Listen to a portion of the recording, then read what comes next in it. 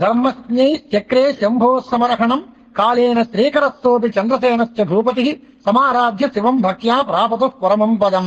ఇదం రహస్యం పరమం పవిత్రం యజస్కరం పుణ్యమహర్జివర్ధనం ఆఖ్యానమాఖ్యాతమఘౌఘనాశనం గౌరీచ పాదాంబుజ భక్తివర్ధనం అని బ్రహ్మోత్తర ఖండంలో ఈ మందవారంలో ఉండేటువంటి ప్రదోషం అంటే శని త్రయోదశి, మాస శివరాత్రి, గోపకుమారుడు యొక్క భక్తి వైభవం ఇలాంటివన్నిటినీ కూడా ఒక 5వ అధ్యాయంలో పూర్తి చేసి తర్వాత మళ్ళీ ఋషులు అడిగారట. ఏదుక్తం భవతాసూత మహద్ ఆఖ్యానం అద్భుతం శంభోర్ మాహాత్మ్య కథనం అశేషాగ పరంపరం భూయోపి శ్రోతమిచ్చామ తదేవ సుసమాహితాః. నువ్వేదో ప్రదోషం శివ పూజ, ప్రదోషం శనివారం అన్నావు కదా, అసలు ప్రదోషం అంటే ఏంటి, దాని మహిమ కాస్త మాకు ప్రత్యేకంగా చెప్పు అని ఋషులందరూ మళ్ళీ అడిగితే మళ్ళీ కథ ప్రారంభిస్తున్నారు. సంప్రయచ్చతి కాంసిద్ధినేతన్నో బ్రూహి సువ్రత శృతమప్యసకృత్సూత భూయస్తృత్నాత్ నవర్ధతే. అంటే విన్నాం శివభక్తి గొప్పది అని చెప్పావు నువ్వు, కానీ మాకు తృప్తి కలగటల్లా, ఇంకా ఇంకా కథలు వినాలని ఉంది. ఏదో భక్తి గోకర్ణ క్షేత్ర మహిమ చెప్పారు విన్నాం, ఉజ్జయిని మహాకాళేశ్వరుడు మహిమ చెప్పారు అది విన్నాం, కొత్తగా ఆ గోపకుమారుడు చేసినటువంటి అచంచలమైన భక్తితో ఒక కొత్త శివాలయం శివలింగం తయారైంది అన్నారు, మంచిదే. మరి ప్రదోష కాలంలో ఆయన చేసిన పూజా ఫలితంగా ఆయనకి అంతటి గొప్ప లాభం వచ్చింది అన్నావు కదా, ప్రదోషం తాలూకు మహిమ ఏమిటో చెప్పండి అని అంటే ఆయన చెప్తున్నాడు. అతోహం సంప్రవిక్ష్యామి శివ పూజా ఫలం మహత్. అయితే వినండియా, జాగ్రత్తగా చెప్తాను. త్రయోదశ్యాంతౌ సాయం ప్రదోష పరికీర్తితః. త్రయోదశి నాడు సాయంకాలానికి ప్రదోషము అని పేరు. తత్ర పూజ్యో మహాదేవ నాణ్యో దేవ ఫలార్చిభి. ఆ టైములో ఇంక మరి ఇతర దేవతా పూజలన్నీ కట్టిపెట్టి శివుణ్ణి మాత్రమే పూజ చేయాలట. ఎందువల్ల అని అంటే దానికి కారణాలు చెప్తున్నాడే. ప్రదోష పూజ మాహాత్మ్యం కోను వర్ణయితుం క్షమ ఎత్ర సర్వేపి విబుధా తిష్టంతి గిరిశాంతికే. ఆ ప్రదోషకాల మహిమ ఏంటంటే ఆ టైములో దేవాలయాలు మొత్తం ఖాళీ, దేవతలందరూ కలిసి ఆ శివుడి దగ్గరికి వెళ్ళి ఆయన్ని సేవిస్తూ ఉంటారు. ఆ టైంలో ఇతరులందరినీ పూజ చేస్తే వాళ్ళు అక్కడ ఉండరు, వాళ్ళు అక్కడ ఉంటే కదా వాళ్ళని పూజ చేయడం, వాళ్ళని భక్తితో కొలవడం అనే మాట. అందరు దేవతలు వెళ్లి శివుణ్ణి పూజ చేసే సమయం అని. ప్రదోష సమయే దేవ కైలాసే రజతాలయే కరోతి నృత్యం విబుధైరవిస్తుత గుణోదయ. దేవతలందరూ ఆయన్ని స్తోత్రం చేస్తూ ఉంటే ఆనంద తాండవం చేస్తూ ఉంటారట రజతాచలం మీద. రజతాచలం అంటే వెండి కొండ, మేరు పర్వతం అన్నమాట. ఆ పర్వతం మీద కైలాసము అనే దానికే నివాస భూమి. అక్కడ ఉండేటువంటి రజతాచల సంగాగ్ర మధ్యస్థాయి మహాన్ అమ్మవారి పేరు మనకి. రజతాచలం అంటే అదో పెద్ద కొండ అనుకోకండి, అదే వెండి కొండ అంటే కైలాస పర్వతం అన్నా, మేరు పర్వతం అన్నా, రజత భూమి అన్నా అన్నిటిని దాన్నే పిలుస్తూ ఉంటారు. అలాంటి చోటుల్లో అత పూజ జపో హోమస్తత్కథాస్తద్గుణ స్తవ కర్తవ్యో నియతం మర్త్యై చతుర్వర్గ ఫలార్థిభి. ధర్మ అర్థ కామ మోక్షములు 4 కావాలన్నా, 4 ఏ ఒక్కటి కావాలన్నా, మనిషి కోరికలు తీరాలన్నా, ప్రతి మనిషి దారిద్ర్య తిమిరాంధానాం మర్యానాం భవభీరునాం, దరిద్ర బాధని ఓర్వలేక దరిద్రంతో బాధపడేటువంటి వాళ్ళు గాని, లేదా ఈ భవసాగరం ఈ సంసార సాగరాన్ని మేము తట్టుకోలేకపోతున్నాం అనుకునేటువంటి వాళ్ళకి గాని ఒక పెద్ద నావేది, ఈ భవసాగరాన్ని దాటడానికి నావేది అంటే ప్రదోషకాల శివ పూజ అన్నాడు. దుఃఖ శోక భయార్తానాం క్లేశ నిర్వాణ విద్యతాం ప్రదోషే పార్వతీశస్య పూజనం మంగళాయనం. ప్రదోష కాలంలో పార్వతీ పరమశివుల యొక్క పూజ చేయడం అనేది దుఃఖము, శోకము, భయము వాటితో కూడినటువంటి వాళ్ళందరికీ చాలా పెద్ద రిలీఫ్. వాటిని దుఃఖాలని పోగొట్టేది, శోకాలని రూపుమాపేది, భయాన్ని తొలగించేది, క్లేశములను మాపించేది అలాంటి ప్రదోష కాలంలో ఉండేటువంటి పూజట. శత్రువులు మనకి చుట్టుముట్టినా, అనేక బాధలు రోగాలు వచ్చినా, అనేక ఈతి బాధలు కలిగినా వాటినన్నిటినీ తొలగించుకోవడం కోసం ప్రదోషంలో శివ పూజ చేయాలి. ప్రదోషంలో ఉండేటువంటి శివ పూజ చేసిన వాళ్ళకి దారిద్ర బాధ గాని, మరణం గాని, దుఃఖం గాని, అప్పుల బాధలు గాని ఇలాంటి బాధలు ఏమీ ఉండవు అని. దీనికోసం ఒకటి చరిత్ర చెప్తాను వినండి అని. ఆసీద్ విదర్భ విషయే నామ్నా సత్యరథో నృప. విదర్భ దేశపు రాజు, ఆయన పేరు సత్యరథుడు. ఆయన మంచి ధర్మాత్ముడు, సత్యనిష్ఠుడు, ప్రజాపాలనం చేసేటువంటి వాడు, ధర్మబద్ధంగా రాజ్యం చేస్తూ ఉండేవాడు. ఆయన రాజ్యం అంతా సాపుగానే సాగిందట. కానీ ఒకరోజు శాల్వ దేశపు రాజు ఈయన మీద దండెత్తి వచ్చారట. ఆ శత్రువుల ధాటికి తట్టుకోలేక ఈయన ఆయన చేతిలో ఓడిపోయాడు.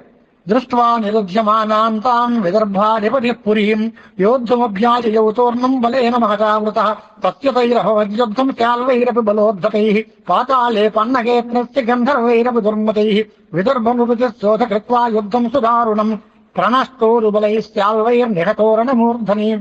ఆ శాల్వ దేశపు సైనికులతో యుద్ధం జరిగింది. శక్తున్నంతకాలం పోరాడాడు. కానీ ఆ శత్రువుల ధాటికి తట్టుకోలేకపోయాడు. ఆయన సైన్యం అంతా విచ్ఛిన్నమైపోయింది. ఆయన కూడా ప్రాణాలు కోల్పోయాడు. తస్మిన్ మహారథే వీరే నిహతే మంత్రభిస్సః దుద్రువు సమరే భగ్నాః హతశేషాశ్చ సైనికాః. ఎప్పుడైతే రాజుగారు పోయారో రాజ్యం పరాధీనం అయిపోయిందన్నారు. ఇంకా సావుగా మిగిలిన సైనికులందరూ పారిపోయారట. దాని వల్ల పోతూ ఉన్నప్పుడు యుద్ధం విరమించేశారు. శత్రువులందరూ కూడా చాలా ఉత్సవం చేసుకుంటున్నారు. అలాంటి పరిస్థితుల్లో ఆ సత్యరథుడు అనే మహారాజు గారి పట్టపురాణి ఉంది. ఆవిడ చాలా కష్టం వచ్చింది. ఏం చేస్తాం, ఆవిడ ఎంతలో ఉట్టి మనిషి కూడా కాదు, గర్భవతి స్త్రీ, అంతర్వత్ని నృపాంగన. ఆ శోక సంతప్తురాలైనటువంటి ఆయన ఏం చేసింది ఆవిడ అని అంటే, పశ్చిమ దిక్కుగా ప్రయాణించేసి ఎక్కడ ఎవరికీ తెలియకుండా అంతఃపురాలు సొరంగాలు ఉండేవి రాజమార్గాలు. శత్రువుల కంట పడకుండా శత్రువులు వచ్చి యుద్ధాల్లో ఎప్పుడైనా అపజయం కలిగితే ఆ సొరంగ మార్గాల్లోంచి వెళ్ళిపోయి ఏ అడవిలోనో తలదాచుకోవడానికి మార్గాలు పెట్టివా. ఆ సొరంగ మార్గంతో పశ్చిమ దిక్కుగా అయిపోయి ప్రయాణం చేసిందట. తర్వాత కొంత దూరం వెళ్ళిన తర్వాత అక్కడ ఒక పెద్ద చెరువు కనపడిందట. ఆ చెరువు దగ్గర బాగా తప్పించి ఉందేమో, బాధపడి ఉంది, ఆకలి వేస్తోంది, దాహం వేస్తోంది. ఆ విలసంతం సరస్కీరే ఛాయావృక్షం సమాశ్రయత్. ఆ చెరువు నీళ్లలో కాస్త సేద తీర్చుకుంది. ఆ పక్కన ఓ చెట్టు ఉంటే ఆ చెట్టు కింద కూర్చుని ఆలోచిస్తూ ఉంటే గర్భవతి కదా, ఈ శారీరకమైనటువంటి శ్రమ కూడా ఉంది, దాంతో సుఖప్రసవం అయిందట. ఓ కుమారుడు కలిగాడు. అథసా రాజమహిషి పిపాసాభిగితాభృశం సరోవతీర్ణాచారంగీగ్రస్త అట్రాహేణ భూయస అసూత తనయం. ఓ కుమారుణ్ణి కంది. సరే పురుడు వచ్చింది, మగపిల్లాడు పుట్టాడు. సరే ప్రసవ వేదన స్త్రీలందరికీ తెలిసిందే కదా. ఆ వేదన భరించలేక స్నానం చేద్దామని చెరువులో ములిగింది. ఏదో ఒక రకమైన జలచరం పట్టుకుంది, దాన్ని మింగేసింది ఆవిడ. పోతే రాజు పోయాడు, రాజ్యం పోయింది, తల్లి కూడా పోయింది. ఆ కొడుకు పుట్టిన పురికి శిశువు అక్కడ మాత్రం ఉన్నాడు. ఈ కొడుక్కి రక్షణ ఎవరు అని అంటే, జాతమాత్ర కుమారోపి వినస్త పితృమాతృక. తల్లి తండ్రి లేకుండా అనాథంగా పుట్టినటువంటి కుర్రాడు. ఆ కుర్రాడికి ఏడుపు వచ్చింది. పాపం ఏడిచాడు. అడవిలో ఏడిస్తే అమ్మ అంటే ఎవడు దిక్కు? దిక్కు లేని వాడికి దేవుడే దిక్కు అంటే ఆయనే, శివుడే దిక్కు అన్నమాట. తస్మిన్నేవం తొందమానే జాతమాత్రే కుమారకే. ఆ ఏడుస్తున్నాడు కుమారుడు. ఈలోపుగా ఇంకొక స్త్రీ, ఆవిడ భర్తను పోగొట్టుకుంది, ఓ కొడుకున్నాడు. ఆ కొడుకును వెంట పెట్టుకుని తాను అలా వెళ్తోందిట. అడవిలో వెళ్తున్నట్టు అధనా భర్తృగహిత యాచమానా గృహే గృహే సా ఏకహాయనం బాలముద్వహంతి నిజాత్మజం. ఆ కొడుకు ఏడాది వయస్సున్న కొడుకున్నాడు. ఆ కొడుకుని సంకలో వేసుకుంది. అనేక ఇళ్లు తిరిగి భిక్షాటనం చేసి కాలక్షేపం చేస్తోంది. అలాంటి ఒక బ్రాహ్మణ స్త్రీ అటేపు వచ్చి చూసిందిట. ఈ ఏడుస్తూ ఉన్న కుర్రాన్ని చూసింది. ఆవిడ పేరు ఉమాదేవి. ఉమానామ ద్విజసతి దళదశ నృపనందనం. ఈ రాజుగారి కొడుకు పుట్టినవాడు, కానీ వాడు రాజు అని రాజకుమారుని వాడికి తెలియదు. ఈవిడ బ్రాహ్మణ స్త్రీ. తనకు బ్రాహ్మణ కుమారుడు ఉన్నాడు, ఓ ఏడాది వయస్సు వాడు. ఆవిడ వచ్చి, ఈ రాజతనయుడు సూర్యబింబంలాగా వెలిగిపోతున్నాడు, కానీ అనాథుడు, బాధపడుతున్నాడు. అలాంటి వాడిని చూసి, అయ్యయ్యో వీడికి తల్లి లేదు, తండ్రి లేదు, వీడి బాధ ఎవడు పడతాడు, పోనీ నేను పెంచి పోషిద్దామా అంటే నాకే దిక్కు లేదు, అయినా నేనేం చేస్తాను వీడిని అనే ఉద్దేశంతో, వీడు ఏ జాతివాడో తెలియదు, ఏష చాండాలజోవాది శూద్రజో వైశ్యజోవా విప్రాత్మజోవా నృపజో న్యాయతే కథమర్భక. వీడు ఏ కులం వాడో తెలియదు. నేనా బ్రాహ్మణ స్త్రీని, మా ఇంట్లోకి తీసుకెళ్తే అంటే ఎవరు లేరనుకోండి, కానీ మన కులం వాళ్ళందరూ ఏమంటారో, వీడు ఎవడో తెలిసిందని తీసుకొచ్చావా అంటారు. కానీ వదిలిపెట్టి వెళ్ళడానికి వీల్లేదు. కానీ స్థితమేనం సముద్రస్య పుష్పాం ఎవర సమధ్రవం.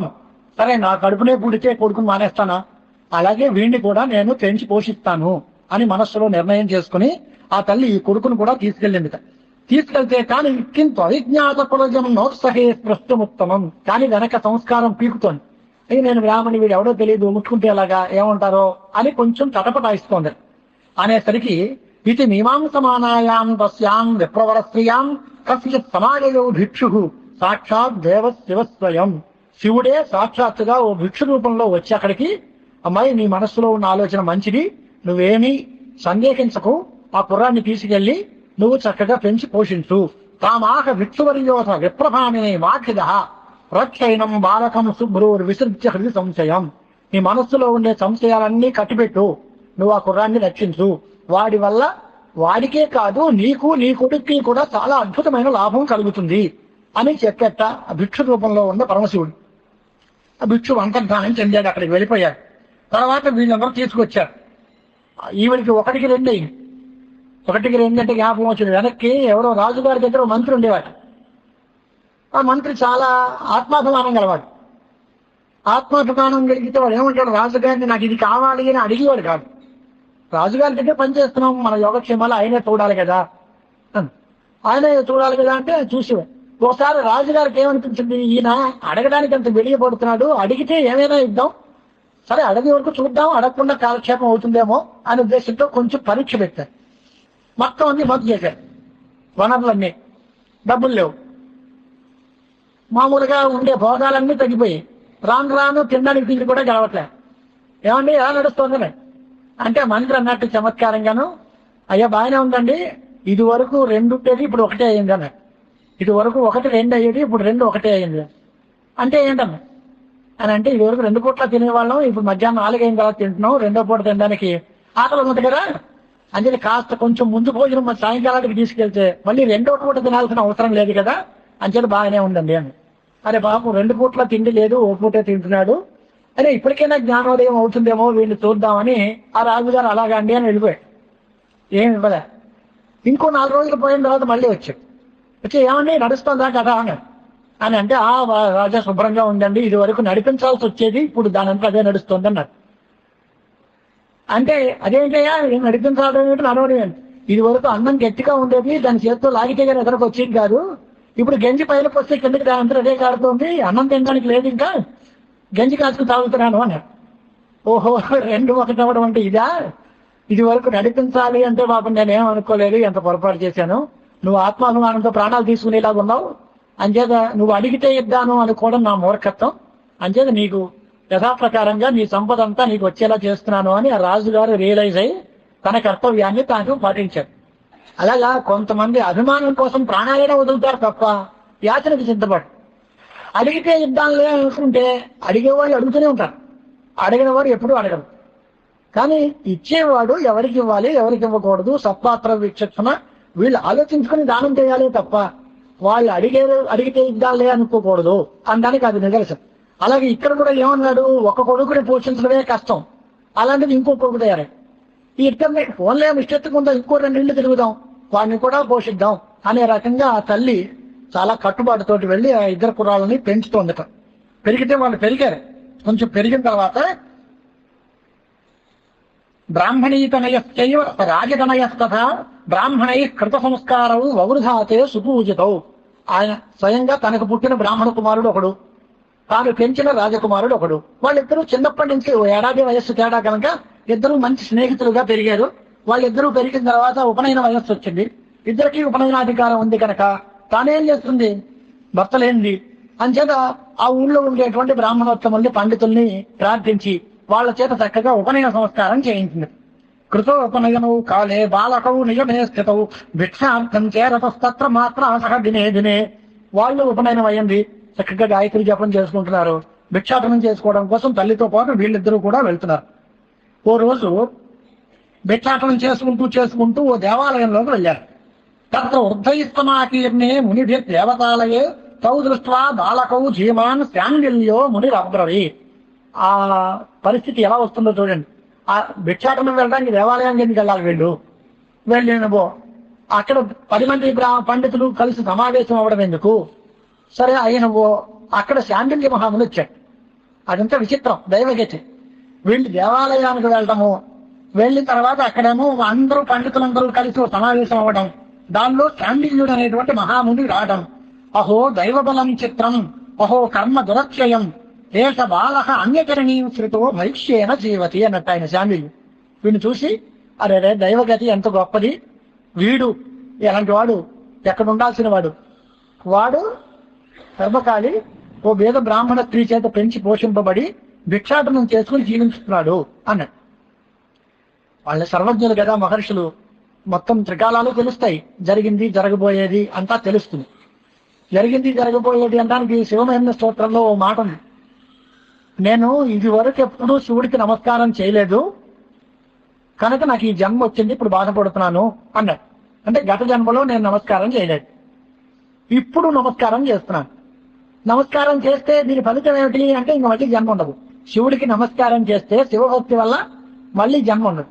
కాబట్టి రాబోయే జన్మలో కూడా నేను నీకు నమస్కారం చెయ్యను, గత జన్మలో ఎప్పుడు చేయలేదు, భవిష్యత్తులో జన్మే ఉండదు కనుక నీకు మళ్ళీ నమస్కరించే యోగం లేదు. కాబట్టి ఈ ఒక్క నమస్కారంతో శివ నువ్వు సంతోషించు, గతంలో గాని భవిష్యత్తులో గాని నేను చేయలేదు అనే అపరాధ ద్వయాన్ని నువ్వు నన్ను మన్నించు అని అందంగా ఒక ప్రార్థన చెప్తాడే. అలాగే ఇతడు ఏం చేశాడు అంటే ఇమామేవ ద్విజవధువం ప్రాప్య మాతరముత్తమాం, తల్లి తండ్రి కొనిపోయి వీడు ఈ బ్రాహ్మణ స్త్రీనే తల్లిగా భావించుకుని ఆవిడ భిక్షాటనం చేసి ఇచ్చేటువంటి అన్నంతో కాలం గడుపుకోవలసిన పరిస్థితి వచ్చింది కదా, దైవ లీల ఎంత గొప్పదో కదా అన్నట్ట శాంజల్యం అనేసరికి ఈ తల్లికి ఆశ్చర్యం వేస్తుంది కదా చాలాను. ఏమండి కొడుకు ఎవరు ఈ పిల్లాడు, ఏమిటి మీరు అలా అంటున్నారు ఏంటి, వాడేదో చాలా గొప్పవాడని ఇప్పుడు ఏదో దౌర్భాగ్యవశం చేత నా దగ్గర పెరుగుతున్నట్టుగా మీ మాటల్లో అర్థమవుతోంది. ఎవరు ఈయన? బ్రహ్మన్ ఏతో అర్భకో నీతో మయా భిక్షోర్గిరాగ్రహం, ఆ భిక్షు ఎవరో వచ్చారు స్వామి, ఆయన తీసుకెళ్ళు, నువ్వు రక్షించు, నువ్వు సందేహాలన్నీ మానుకో అని ఉపదేశించారు. ఆయన మాట మీద ఉండే గౌరవంతో నేను తీసుకొచ్చాను, ఏం తప్పు ఏదైనా చేశానంటారా స్వామి, నేను ఈ కుర్రాన్ని తీసుకురావడం తప్ప అని ఆవిడ బెదిరిపోతూ అవిజ్ఞాత కులహ అద్యాపి కృతవత్ పరిపోష్యతే, వాడి కులం గోత్రం నాకు తెలీదు, అయినా ఆ భిక్షువు మాట విని నేను పోషిస్తున్నానండి, ఏదైనా తప్పు అంటారా, నా అపరాధాన్ని మన్నించండి అని వీడు ఎవరంటారు, వీడి చరిత్ర ఏమిటి కాస్త చెప్పండి స్వామి అని ఆ మహర్షిని అడిగిందట. సర్వం విజ్ఞాతు నిత్యాన్ని భవతో జ్ఞానచక్షుత ఇతి వృత్తో మనిస్తోత జ్ఞాన వృత్తి ద్విజస్త్రయా. అప్పుడు చెప్పారు ఆవిడ, ఆ స్త్రీ ద్విజ స్త్రీ బ్రాహ్మణ స్త్రీ అడిగినటువంటి ప్రశ్నకి సమాధానంగా ఆ మహర్షి ఆ బాలుడి యొక్క పూర్వజన్మ వృత్తాంతాన్ని చెప్తున్నారు.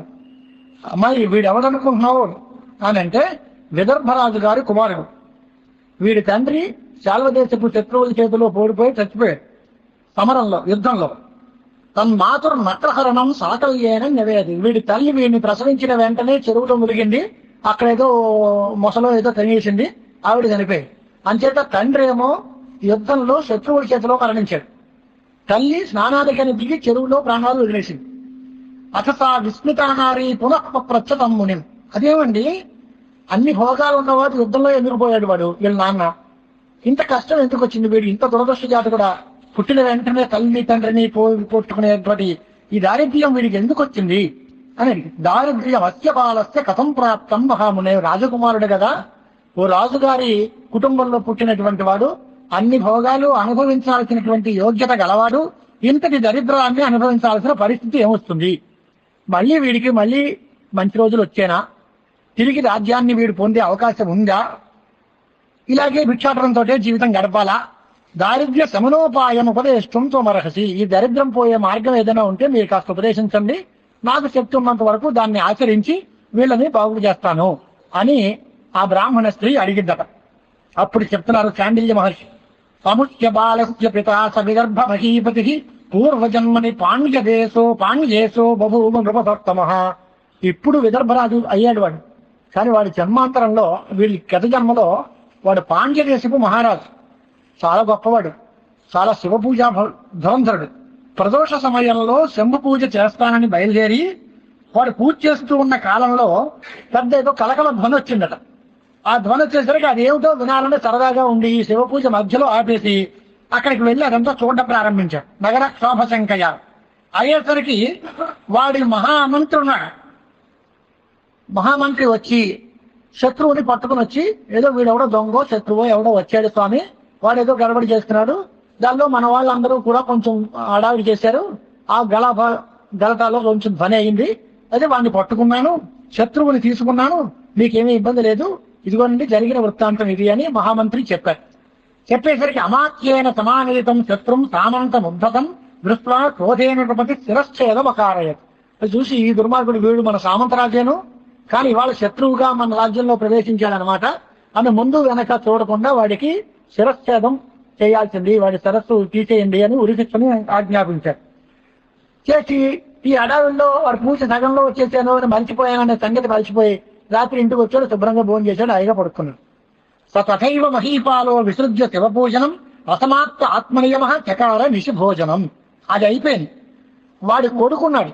అలాగే వాడు కూడా ప్రదోష సమయంలో శివుణ్ణి పూజ చేయకుండా మూఢుడుగా వచ్చి హాయిగా గురు పెట్టి నిద్రపోతున్నాడు. ఇక ఇవి రెండు వాళ్ళు చేసిన అపరాధాలు. దానికి పరిహారం ఇప్పుడు ఏం చేయంటే, జన్మాంతరంలో వీడు పెద్ద రాజుగా పుట్టినా శివ పూజ చేసాడు కనుక రాజుగా పుట్టాడు, మధ్యలో ఆపేసాడు కనుక పూర్తి దరిద్రం బాధ అనుభవిస్తున్నాడు. తినడానికి కూడా తిండి లేని పరిస్థితి వచ్చింది. అంచేత శివ పూజ మధ్యలో ఆపేయడం వల్ల, శివ పూజ చేయకుండా రాత్రి భోజనం చేసి ప్రదోష కాలంలో పూజ మొదలుపెట్టి మధ్యలో ఆపేసి భోజనం చేసి రాత్రి గురువుకి నిద్రపోవడం వల్ల వీళ్ళకి ఈ పరిస్థితి వచ్చింది. అందుచేత వీళ్ళకి ఏం చేయాలి అని అంటే, శివార్చనాంతరాయణ పరే భోగాంతరే హతః. శివార్చనకి అంతరాయం కలిగించాడు, అది పెద్ద అపరాధం. తిరిగి ఏం చేయాలి అంటే, మళ్ళీ శివార్చనే చేస్తే యజ్ఞం యజ్ఞస్య ప్రాయశ్చిత్తికి. ఓ యజ్ఞం ఏదైనా చేస్తూ మధ్యలో పాడైంది అనుకోండి, దానికి ప్రాయశ్చిత్తం ఏమిటి అంటే మళ్ళీ యజ్ఞం చేయడమే, అంతకంటే ఏం లేదు. ఓ తద్దినం పెడుతూ ఉంటాం ఇంట్లో, తద్దినం పెడితే ఏదో అన్నాన్ని కుక్క ముట్టుకోవడమో లేకపోతే ఆ వచ్చిన బ్రాహ్మణుడు కక్కేయడమో ఏదో చేశాడు అనుకుంటే, అయ్యా ఏం చేయాలండి అని మమ్మల్ని అడుగుతుంటారు సలహాలు. ఏం చేయాలి? శుభ్రంగా మళ్ళీ స్నానం చేసి మళ్ళీ వండుకోండి, మళ్ళీ తద్దినం పెట్టండి. వేరే మార్గం లేదు. చేయాల్సిన పని పూర్తి కాకపోతే మళ్ళీ ఆ పని చేయడమే ప్రధానం, అంతకంటే. అంచేత ఏం చేయాలి? ఇప్పుడు శివారాధనకి అంతరాయం కలిగింది కనుక మళ్ళీ మీరు భక్తులు శివారాధన చేయడమే మార్గం. అందుచేత తేన పాపేన మహత గాఘేనాస్మిన్ భవే హత. తర్వాత ఈవిడ తల్లి ఎందుకు చచ్చిపోయింది అని అంటే, ఆవిడ సవిత్రలు ఇప్పుడు భరించలేక సపత్ని మాతని మోసం చేసి మారు వేషంతో ఎవరి చేతో సంపించింది. అంటే తనకు సవితి బాధ భరించలేక తన భర్త తనకే సొంతం కావాలి, నా మొగుడు నాకే సొంతం అంటారుగా. వీళ్ళకి ఆ మాట ఉండడం సహజం. కానీ రాజానో బహువల్లభాహలు, రాజులకి అనేక పత్నులు ఉండడం కూడా అలవాటుగా ఉంది. రెండో పత్నిని ఓర్వలేకపోవడం, తన భర్త తనకే విధేయుడిగా ఉండాలనుకోవడం, అది కోరిక మంచిదే. కానీ చంపించేయడం పొరపాటు కదా. మోసం చేసి పక్కావిడిని చంపించింది కనుక ఈవిడ్ని మొసలు మింగేసి చెరువులో ప్రాణాలు వేసే పరిస్థితి వచ్చింది. అత్యమాత పూర్వభగ సపత్ని మనాహనత్ తేన పాపేన మహటాగ్రాహేణాస్మిన్ భవేహత. అది వీళ్ళ జన్మ పాత వృత్తాంతము. అంచేత అనర్చిత శివాహ మర్త్యా స్వాత్నువంతి దరిద్రతాం. ఫైనల్ స్టేట్మెంట్ ఏంటండి? శివారాధనం చెయ్యకుండా ఉంటే దరిద్ర బాధ తప్పదు, అందరూ దరిద్రులుగానే ఉంటారు. ఇవాళ దరిద్రులుగా పుట్టాము అంటే గత జన్మలో శివుడికి ఓ పుష్పం వేయలేదు అని అర్థం. శివ పూజ చెయ్యని వాడికి ఐశ్వర్యం రాదు, దారిద్ర్యమే వస్తుంది. సత్యం బ్రవీమి పరలోకహితం బ్రవీమి సారం బ్రవీమి ఉపనిషద్హృదయం బ్రవీమి సంసారముల్బణమకారమవాప్య జంతో సారోయమీశ్వర పదంబురుహస్య సేవా. చాలా నేను ముమ్మాటికి సత్యం చెప్తున్నాను వినండి ఆమె. సత్యం బ్రవీమి, ఏది? పరలోకహితం బ్రవీమి. పరలోకం వెళ్ళిన తర్వాత దానికి మంచి జరిగేటువంటి మార్గం చెప్తున్నాను వినండియా. లేదా సారం బ్రవీమి, సమస్త వేదోపనిషత్ సారం చెప్తున్నాను, ఉపనిషత్ హృదయాన్ని చెప్తున్నాను అని ఆ మహర్షి. సత్యం బ్రవీమి, పరలోకహితం బ్రవీమి, సారం బ్రవీమి, ఉపనిషత్ హృదయం బ్రవీమి అంత గట్టిగా నొక్కి నొక్కి చెప్పాడు. ఇదే సత్యం, ఇదే ఉపనిషత్తుల సారం, ఇదే సర్వవేదముల యొక్క తాత్పర్యం, ఇదే పరలోకానికి సాధనం. ఏంటయ్యా అంటే, సంసారం ఉల్బణం అసారం అవాప్య. ప్రాణి ఘోరమైనటువంటి సారహీనమైన ఈ సంసారాన్ని పొంది దీన్ని దాటి వెళ్ళాలి, బయటికి వెళ్ళాలి అంటే సారం ఏది? సారోయం ఈశ్వర పదాంబురహస్య సేవ, పరమేశ్వర పాదారవింద సేవ. అది ఒక్కటే సారం. అది చేస్తేనే ఈ కష్టాల నుంచి మనం బయటకు ఎక్కగలం, లేకపోతే లేవు. ఏ నార్చయంతి గిరిశం సమయే ప్రదోషే ఏ నార్చితం శివమపి ప్రణమంతి చాన్యే ఏతత్ కథం స్మృతిపుటైర్నపిబంతి మూఢాః తే జన్మ జన్మసు భవంతి నరాదరిద్రాః. ఎవరైతే ప్రదోష కాలంలో శివుణ్ణి పూజించరో, లేదా శివుడు పూజ చేస్తూ ఉంటే, ఎవరైనా పూజ చేస్తూ ఉంటే కనీసం భక్తితో నమస్కారమైనా చేయరో, లేదా ఈ కథని ఎవరైనా భక్తి శ్రద్ధలతో వినరో, వాళ్ళందరూ జన్మ జన్మలకి దరిద్రులుగానే పుడతారు. ఏ వై ప్రదోష సమయే పరమేశ్వరస్య కుర్వన్యనన్య మనసోంగ్రి సరోజ పూజాం నిత్యం ప్రవృద్ధ ధనధన్య కలత్రపుత్ర సౌభాగ్య సంపదధికాస్తైహైవ లోకే. దీనికి నాణ్యానికి రెండో వేరు. ఎవరైతే ప్రదోష కాలంలో పరమేశ్వరుణ్ణి అత్యంత భక్తి శ్రద్ధలతో, అన్యమైనటువంటి మనస్సు లేకుండా ఏకాగ్రమైనటువంటి మనస్సుతో పరమేశ్వరుడి పాద పూజ చేస్తారో, అంగ్రి సరోజాలని పూజిస్తారో వాళ్ళు నిత్యము వృద్ధి పొందుతూ ఉండేటువంటి ధనధాన్యాలు, భార్యాపుత్రులు, సంతానం, సౌభాగ్యం, సంపదలు వాటన్నిటితో కూడా ఈ లోకంలోనే చాలా అధికమైనటువంటి అభివృద్ధిని పొందుతారు. కైలాస శైల భవనే త్రిజగజ్జనిత్రీం గౌరీం నివేశ్య కనకంచిత రత్నపీఠే నృత్యం విధాతుమభివంచితి శూలపాణౌ దేవా ప్రదోష సమయేను భజంతి సర్వే. ఈ ప్రదోష పూజ చేస్తే వచ్చే ఫలితం ఐశ్వర్యం, సంపద, అనేక రకాల భోగభాగ్యాలు ఇవన్నీ. చేయకపోతే దారిద్ర్యం ఉండాలి.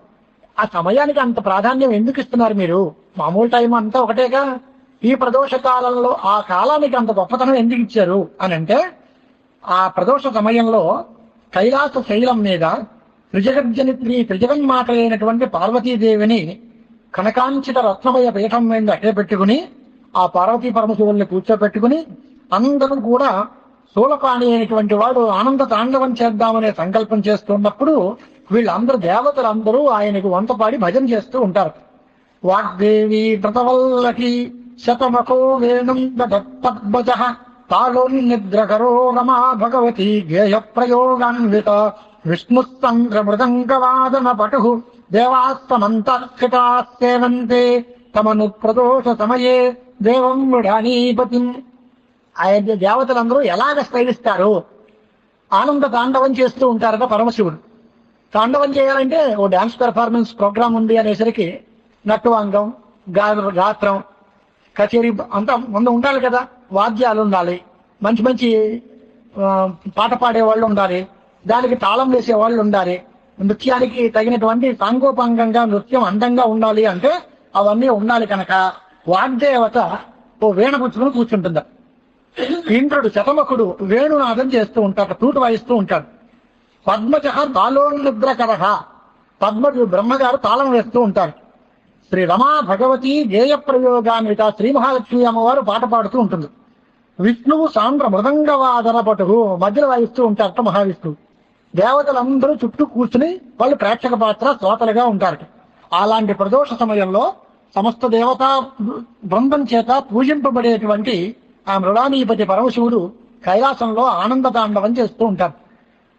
గంధర్వ యక్ష పటగోరగ సిద్ధ సజ్జా విద్యాసరామరమరాప్సరసంగనాశ్చ ఏన్యే త్రిలోక నిలయాస్సహ భూతవర్గా ప్రాప్తే ప్రదోష సమయే హరపార్శ్వ సంస్థాః. వీళ్ళు వాళ్ళు లేదు, ముల్లోకాల్లోనూ ఉండేటువంటి సమస్త విధమైన గంధర్వులు, యక్షులు, రాక్షసులు, పటకులు, పన్నగులు, ఉరగులు, పావులు, సిద్ధులు, సాధ్యులు, విద్యాధరులు, అప్సర స్త్రీలు, ఒకళ్ళేమిటి ముల్లోకాల్లో ఉండే సమస్త ప్రాణికోటి వాళ్ళందరూ పుణ్యాత్ములు అందరూ కైలాస పర్వతం దగ్గరికి వెళ్ళి ఆ స్వామివారి యొక్క ఆనంద తాండవాన్ని చూస్తూ ఉంటారు. అందుచేత ఇంకా ఇతర దేవతా పూజలు కట్టిపెట్టి అత ప్రదోషే శివ ఏకయేవ పూజ్య అత నాణ్యే హరి పద్మజాద్యా. అప్పుడు బ్రహ్మగారిని పూజ చేస్తాను, లేదా విష్ణు ఆరాధన చేస్తాను, విష్ణు సహస్రనామం చదువుతాను, దానికి వేరే టైం ఉంది, అప్పుడు చదువుకున్నాయా. ప్రదోష కాలంలో శివనామం చేయండి, శివుణ్ణే పూజ చేయండి. తస్మిన్ మహేశే విధనేజ్యమానే సర్వే ప్రసీదంతి సురాధినాథా. అది కాదండి, నాకు విష్ణు అంటే ఇష్టం కదా. నీ విష్ణువు సంతోషించాలి అంటే నువ్వు శివుణ్ణి ధ్యానం చేయి. నువ్వు శివుణ్ణి ధ్యానం చేస్తే ఆయన సంతోషిస్తాయి. ఎందుకంటే ఆయన ఆ పూజ కోసం వచ్చిన వాడేగా. నేను చేసే పనే మా భక్తులు చేస్తున్నారు అని సంతోషిస్తారు. అంతే తప్ప వీళ్ళు నన్ను చేస్తున్నారు, నేను ఆయన్ని చేస్తున్నాను అంటే అది మర్యాద కాదు. నేను పూజించడానికి వచ్చినటువంటి ఆ దేవుణ్ణే మా భక్తులందరూ కూడా కొలుస్తున్నారు అని అంటే ఆయనకి సంతృష్టి వస్తుంది.